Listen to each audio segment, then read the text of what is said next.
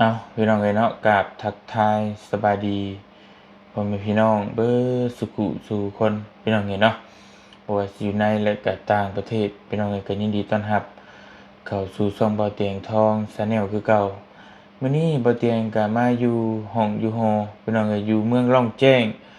แขวงไชยสมบูรณ์เนาะพี่น้องเนาะหลังจากที่ได้มอบเงินมอบคำให้สร้างเฮ็ดเรือนเฮ็ดศาล เป็นที่เรียบร้อยแล้วทางบ่อเตียงก็สิมาพักอยู่นี่คืนหนึ่งมื้ออื่นก็สิเดินทางกลับเมืองพี่น้องเอ้ยแต่ว่าก็ยังสิเข้าไปเรือนน้องพรก่อนสิกลับสิไปมอบเวียกมอบงานให้สร้างแล้วก็สิพากันกลับเนาะพี่น้องเนาะเพราะว่ายังบ่ยาวก็เดี๋ยวสิมอบเงินไว้ให้สร้างปูกะโลหรือว่ากระเบื้องให้ทางอ่าน้องพร พี่น้องเอ้ยเนาะทั้งครอบครัวน้องพรเพิ่นยังเหลือแต่กระเบื้องตอนนี้ทาก็สีอิหยังก็แล้วเรียบร้อยแล้ว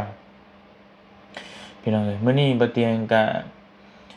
อ่าได้มาสรุปเนาะพี่น้องเอ้ยรายจ่ายทั้งเบิดของเพื่อนน้องพรว่ามีหยังแหน่เนาะพี่น้องเนาะแล้วก็เบิดเท่าใดพี่น้องเอ้ยรายจ่ายนี่ก็มันก็มียุบยิบนะพี่น้องเนาะหลายแฮงนี่บินเป็นปึงบ่เตียงเอาเน็ตบินไว้ทุกอันพี่น้องเอ้ยอันนี้บ่เตียงรวมมาให้ทั้งเบิดพี่น้องเอ้ยเนาะเป็นโอ้เป็นเงินกีบนี่ก็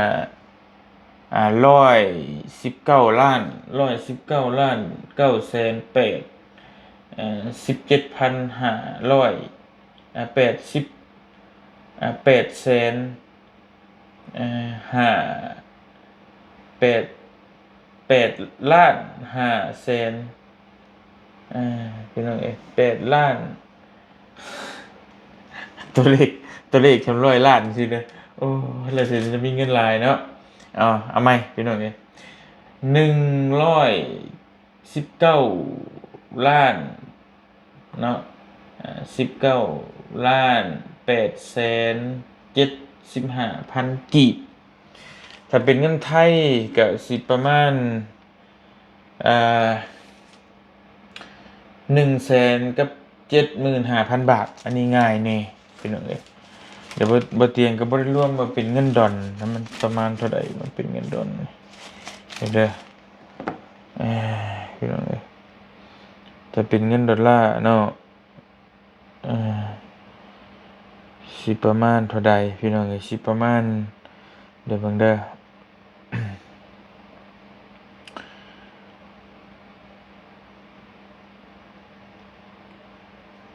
สิประมาณ5,000ปลายเนาะประมาณเดี๋ยว5,000ประมาณ5,000ประมาณ5,600 5,700มัน5,700ดอลพี่น้องเอ้ยเนาะนี่ประมาณ5,700ดอลลาร์ประมาณนี้พี่น้องเอ้ยในการสร้างบ้านสร้างเรือนให้ทางน้องพรในครั้งนี้เนาะพี่น้องเนาะก็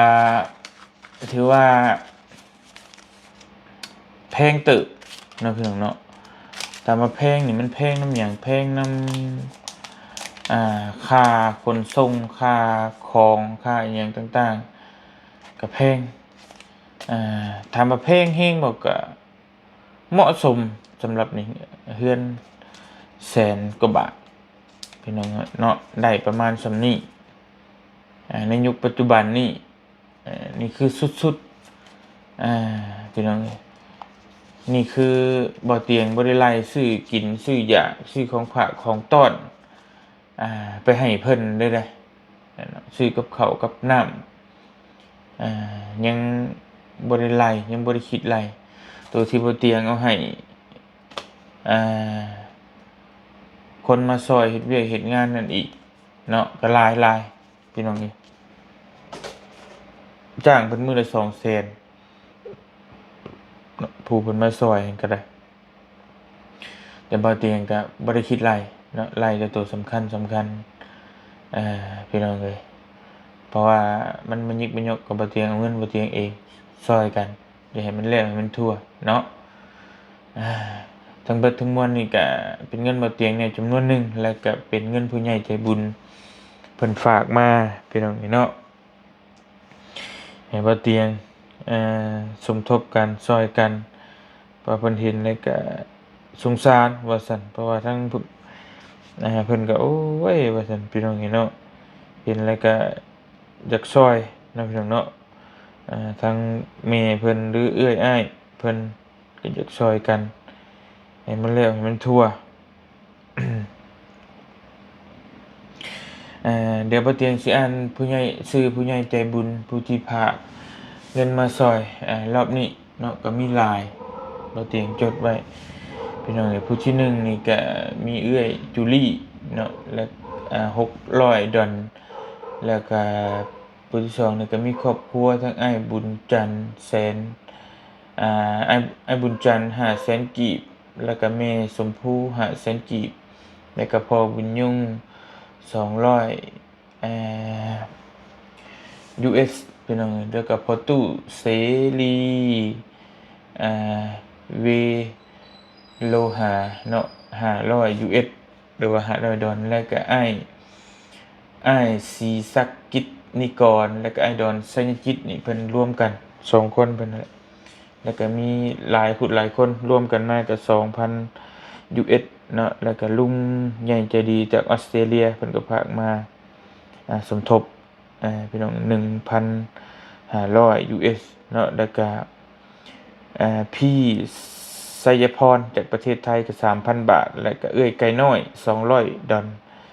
แล้วก็เอื้อยสาลีน่าเนาะ1,000 US นี่ก็เพิ่นให้มอบให้ค่าสร้างบ่เตียงก็ได้มอบให้เรียบร้อยแล้วก็แม่พุทธวันพ่อดาราว่อนขวัญเพชรเพิ่นมอบมา3ล้านกีบแล้วก็ผู้ใหญ่ใจบุญจากลอสมีซิกันเนาะ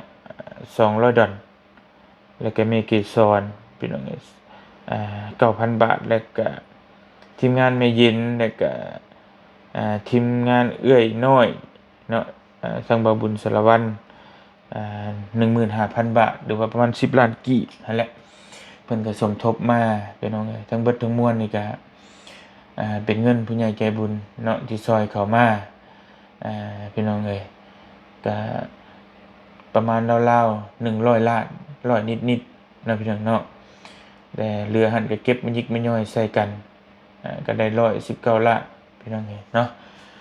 จังใดก็ขอขอบคุญขอบคุณขอมุกขอบใจหลายๆทางผู้ใหญ่ใจบุญเบิดสุขุทุกคนที่ให้การช่วยเหลือและก็ให้การสนับสนุนเนาะทางน้องพรหรือว่าเฮ็ดเรือนให้น้องพรจนเพิ่นแล้วพี่น้องจนฮอดมื้อนี้จังใดก็ขอขอบคุญขอบคุณทุกคนทุกท่านที่เห็นความตั้งมุกตั้งใจของบ่าวเตียงในครั้งนี้ครั้งแรกบ่าวเตียงก็บ่คิดว่าสิเฮ็ดได้คักปานนี้เพราะว่าเฮามีเงินบ่หลายอยากเฮ็ดให้เพิ่นครั้งแรกว่าสิได้ก่อได้หยังเฮ็ดให้เพิ่นเล็กๆน้อยๆพอได้ก่อมุงหลังคาแล้วก็ใส่ประตูแล้วก็โอเคแต่ว่าบัดนี้ก็มีผู้ใหญ่ใจบุญเพิ่นซอยจนมาจนฮอด100ล้านพี่น้องบ่าวเตียงก็เลยซอยเพิ่นเต็มที่ทาสีแล้วก็ปูกระเบื้องหรือว่าปูกะโลเฮ็ดคักแน่ทุกสิ่งทุกอย่างเบิดเลยนะให้มันคักๆเลยเนาะจังใดก็ขอขอบคุญขอบคุณขอบมุกขอบใจหลายๆทั้งผู้ใหญ่ใจบุญเบิดสุขุทุกคนเด้อที่เข้ามาซอยแล้วก็ติดตามรับชมให้กำลังใจทุกสิ่งทุกอย่างเนาะผู้ใหญ่ใจบุญทุกท่านที่อ่านชื่อมาเมื่อกี้นี้ก็ขอขอบมุกขอบใจขอบคุญขอบคุณให้อยู่ดีมีแรงสุขภาพแข็งแรงความเจ็บอย่าช่วยได้ความไข้อย่ามีขอให้ร่ำให้รวยให้สุขให้มานเดินทางไปทางใดก็ตลอดปลอดภัยเด้อเนาะอยู่ดีมีแรงโชคดีตลอดปีและตลอดไปมื้ออื่นบ่าวเตียงก็สิเข้าไปหาน้องเพิ่นแล้วก็บอกเวียกบอกงานให้สร้างแล้วก็อำลาพาจากกลับบ้านกลับเมืองเด้อพี่น้องเอ้ยขอบมุกขอบใจขอบคุญขอบคุณให้อยู่ดีมีแรงสุขภาพแข็งแรงนะเดินทางไปทางใดก็ตลอดปลอดภัยเนาะสาธุขอบมุกขอบใจหลายๆสำหรับมื้อนี้ไปรับไปนอนก่อนพักผ่อนมื้อ อื่นเดินทางเพราะว่าบ่เตียงก็มาเมืองร่องแจ้งนี่14-15มื้ออื่นนี่ครึ่งเดือนพอดีก็สิกลับเมื่อหาพาแม่ไปหาหมอเนาะคิดฮอดลูกคิดฮอดเมียแล้วบ่เตียงก็สิขอตัวกลับก่อนมื้ออื่นเจอกันอยู่ดีมีแรงเด้อพี่น้องเด้อสำบายดีเนาะ